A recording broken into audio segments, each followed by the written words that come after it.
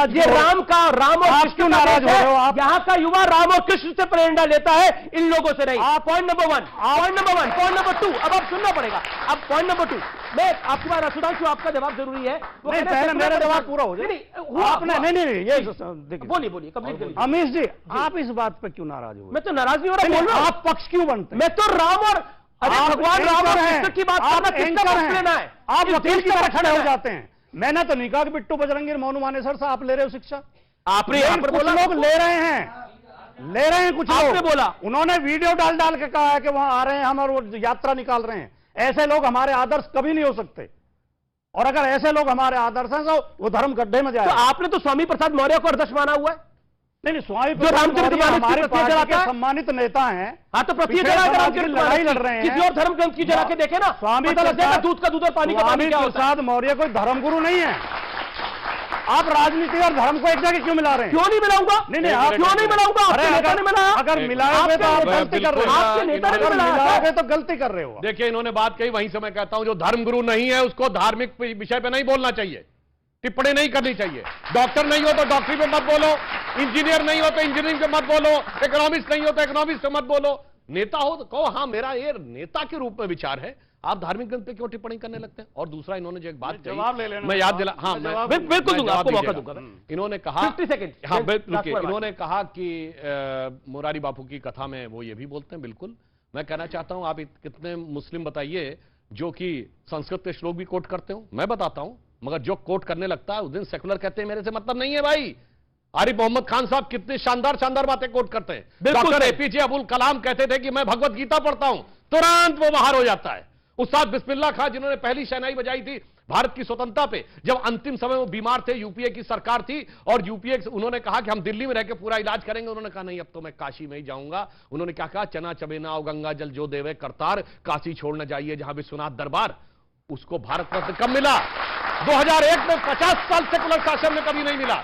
इसलिए, और सुनिए, महात्मा गांधी ने कहा था ना, ईश्वर अल्लाह तेरो नाम, बिरला मंदिर में उस जमाने में गवा दिया था। मैं चुनौती से कहता हूं किसी मस्जिद में गवा देखो ईश्वर अल्लाह तेरो। ये जो आप सेकुलरिज्म की बात कहते हैं, सेकुलर परेशान जी, और सनातन का सम्मान इसलिए कहा जाता है, बहुत समझ के बोलने की बात होती है। और मैं सनातन सम्मान में एक और बात कहता हूं, हम एकमात्र ऐसे धर्म हैं जिसकी की तारीफ साइंटिस्टों ने की है जो हमारे धर्म को नहीं मानते। रॉबर्ट ओपेनहाइमर ने श्रीमद् भगवत गीता के बारे में बोला है। बताओ भाई, उस धर्म को न मानने वाले किसी साइंटिस्ट ने बोला हो, साइंटिस्ट ने बोला हो धर्म ग्रंथ को, और वो भी जो उस धर्म को न मानता हो। इरविन शॉडिंगर ने बोला है अपनी किताब में, बहुत लंबा हो गया। और तो सुनिए, फिट्जे कैप्रा ने बोला है, वर्नर हाइजेनबर्ग ने बोला। मैंने 4 बताए, बताइएगा 2 को। ओके, इसलिए सम्मान की बात। ठीक है, जी राजकोट वाटी 50 सेकंड। सुधांशु त्रिवेदी भारतीय जनता पार्टी के सबसे शिक्षित और विद्वान प्रवक्ता माने जाते हैं। तो मैं ये तो नहीं मानता कि इन्हें ज्ञान नहीं होगा, इन्हें जानकारी है, लेकिन जानबूझ के छिपा रहे हैं। इन्हें यह भी पता होगा कि इकबाल साहब ने लिखा था कि है राम के वजूद पे हिंदोस्तां को नाज, अहले नजर समझते हैं उनको इमाम हिंद। राम की प्रशंसा में इकबाल ने भी शेर लिखे हैं। और जो रसखान थे, रसखान ने क्या लिखा था, मानस हो तो वही रसखान, बसो ब्रज गोकुल गांव के ग्वारन। श्री कृष्ण की स्तुति में उन्होंने छंद लिखे हैं। तो ऐसा नहीं है कोई मुसलमान नहीं कहता, मुसलमान भी राम को मानते हैं, कृष्ण को भी मानते हैं, हिंदू भी मुसलमानों का सम्मान करते हैं। इसी से देश मजबूत होगा। ये जो लड़ाने की राजनीति है, ये जो अपने राजनीतिक स्वार्थ के लिए घृणा फैलाई जाती है, लड़ाई कराई जाती है, एक मिनट, कौन फैलाता आपको नहीं पता? आप बता दीजिए। आरएसएस और बीजेपी फैलाती है। अच्छा, आरएसएस और बीजेपी का एजेंडा ये है कि लोगों को लड़ाओ, जाति के नाम पर लड़ाओ। ये जो यहाँ का झगड़ा मेवात का किसने शुरू किया? आरएसएस ने शुरू किया। आपने बोला राजस्थान में जो गुर्जर मीणा लड़ाई, किसने लड़ाई? आपने आरएसएस में लड़ाई। आज अगर मणिपुर में अगर मेहते और कुकी लड़ रहे हैं, किसके लड़ाई हुए? बीजेपी के लड़ाई हुए। आरएसएस और बीजेपी हमारे साथ दंगे कराती है। अब आरएसएस और बीजेपी लड़ाती है। एक मुझे एक लाइन में बोलना चाहता हूं, क्योंकि जनाब ने बोला कि आरएसएस और बीजेपी लड़ा रही है सब लोगों को। 1947 में देश का बंटवारा हुआ तो आरएसएस और बीजेपी लड़वा रही थी, बीजेपी का जन्म नहीं हुआ था तब। उससे पहले जब देश का बंटवारा मांगा गया, किस आरएसएस और बीजेपी का जन्म हुआ था? हाशिमपुरा दंगे हुए, कौन सी बीजेपी थी? अब सुनिए, मलियाना दंगे हुए, कौन सी बीजेपी थी? कई सारे सवाल है सर, आप डूब जाइएगा, जवाब नहीं आ पाएंगे। ओके, सुधांशु त्रिवेदी, आपका देखिए,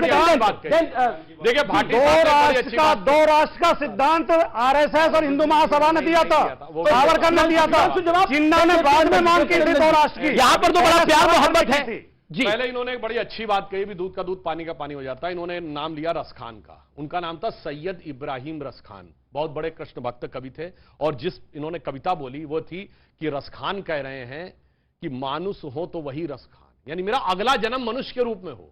तो रसखान क्या करे, क्या बनूं? बसों ब्रज गोकुल गांव के ग्वारन, गोकुल में ग्वाल बालों के बीच में। जो पशु हो तो कहा बस मेरो, पशु के रूप में दूसरा जन्म हो। चरौ नित नंद की धेनु बजारन, तो गाय बनूं नंद बाबा के। और पाहन हो तो वही गिरि को, पत्थर बनूं जो धर्यो कर छत्र पुरंदर धारन, गोवर्धन पर्वत पे। और जो खग हो तो बसेरो करो कहूं कालिंदी कूल कदम की डारन, यानी पक्षी बनूं तो उस कदम के वृक्ष पर जिसके नीचे भगवान कृष्ण मुरली बजाते थे। मैं पूछना चाहता हूं, अगला जन्म मानने वाला व्यक्ति जो कहे कृष्ण भक्त के रूप में अगला जन्म लूं, इस्लाम के हिसाब से सही है कि खारिज? अभी दूध का दूध पानी का पानी है, दूध का दूध पानी का पानी। आज फतवा जारी हो जाता, रसखान पर फतवा जारी हो जाता। अच्छी बातें भी नहीं पसंद। इसीलिए मैंने कहा अमीर जी, रसखान ने तो शेष महेश दिनेश गणेश महेश ऊंचाई निरंतर गाँव है। रसखान ने तो ये भी कहा, और सुनिए उसके आगे क्या ये ही अनादि अनंत अखंड जाहि अनादि अखंड अछेद अभेद सुभेद बताइए। वेद अनादि रसखान पर बात मांग रहे हो? रसखान पर बात करो। रसखान को मानते अब या तो ये भी, अगर आज कोई मुस्लिम कह दे कि वेद अनादि अनंत अखंड है, कोई कह दे मेरा अगला आज भी बहुत है कहने वाले, आज भी बहुत है। ठीक है, आज भी बोल। ओके, शदाब चौहान है। मैं एक के बाद, मैं शदाब चौहान आपके पास आता हूं, फिर देवकीनंदन जी और आपके पास आऊंगा मैं, रशीदी साहब। शदाब चौहान, जवाब जो सुधांशु जी ने पूछा, और एक सवाल मैं अपनी तरफ से पूछ रहा हूं आपसे, क्या गुलाम नबी आजाद साहब अभी भी सेकुलर है? मैं तो कह रहा हूं कि वो गुलाम नबी से गुलाम भागवत हो गए, क्या हुआ नहीं मालूम, लेकिन उनको जिस चीज के बारे में क्या हो गया? गुलाम नबी से लेकर के गुलाम मोहन भागवत तक का सफर उन्होंने, क्योंकि वो तथ्यहीन बात कर रहे हैं, वो ऐसी बात कर रहे हैं। उन्होंने कहा कि किसी का इतिहास इतने साल पुराना है, उन्हें पता होना चाहिए कि हमारा ये बिलीफ है। उनको नहीं मालूम, उनका बिलीफ ही नहीं है कि जब से दुनिया बनी है तब से इस्लाम है। हिंदू और मुसलमान सब प्यार से रह रहे हैं। आप कहे मथुरा का विवाद लेके आगे पड़े, कहे आप ज्ञान वापी को लेकर इतनी चर्चा कर रहे हैं, इतना प्यार है, प्यार से मांगेंगे सब दे देंगे। निवेदन है मेरा। क्या बात कर रहे हैं आप? मोहब्बत है, मोहब्बत की दुकान खुली हुई है, आप क्या बात कर रहे हैं? मांग के तो देखिए जनाब। दुकान में हमारी जगह नहीं है अमीर जी। अच्छा, नहीं, हमारी जगह नहीं उस दुकान में, मोहब्बत की दुकान। नहीं, उसमें हमारे लिए कोई जगह नहीं। अगर जगह होती तो मानेसर जेल में होता। अच्छा, ठीक, तो उससे हमें रिलेट नहीं। ठीक है। ये जो भाई साहब हैं जिन्होंने काली जैकेट पहनी है, मैं नाम नहीं शदाब चौहान साहब, हम चौहान साहब कहेंगे, प्यार की बात है। चौहान साहब से हम एक निवेदन कर रहे हैं। अभी इन्होंने क्या कहा कि कब से, जब से धरती बनी है तब से क्या है क्या?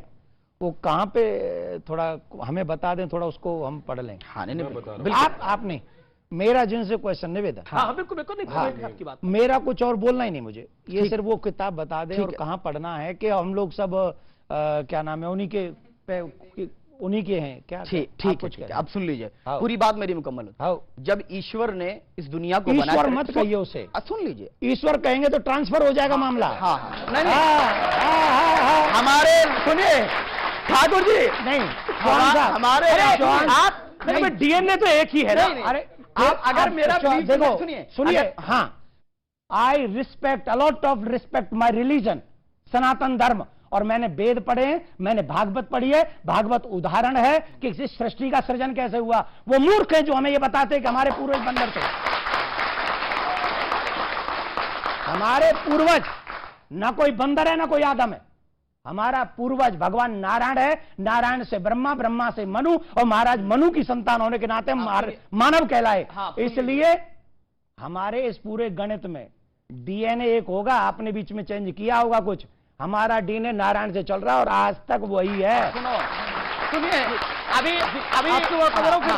अभी ठाकुर जी ने कहा कि हमारा डीएनए, वो आपका बिलीफ है, आपको मुबारक। मेरा ये रिलीजियस बिलीफ है कि जो दुनिया में पैदा होता है वो फितरत इस्लाम पे पैदा होता है, लेकिन किसी को इंपोज नहीं करते हम। आर पार में रुकेंगे एक अंतराल के लिए, लेकिन अंतराल